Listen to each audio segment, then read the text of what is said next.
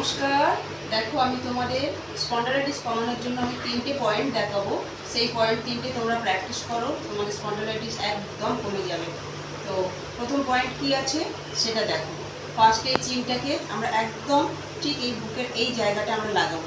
এইভাবে লাগিয়ে ফার্স্টে রাইট সাইড থেকে এইভাবে আসবো, আবার লেফট সাইড থেকে এই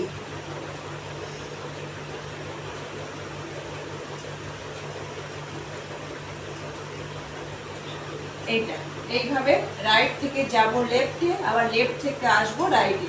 এইভাবে এটা হলো একটা সেট। এইভাবে 10টা সেট করব। সেকেন্ড পয়েন্ট কি করব? সেকেন্ড পয়েন্ট দেখো, শ্বাস নেব, শ্বাস নিয়ে এইভাবে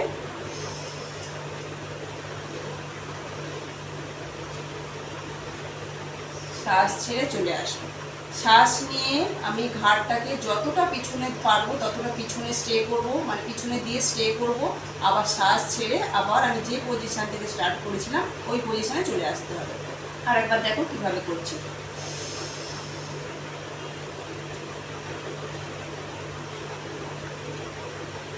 এই এই পজিশন থেকে আমি গেলাম, আবার এই পজিশনে ফিরে আসলাম, তাহলে হলো 1।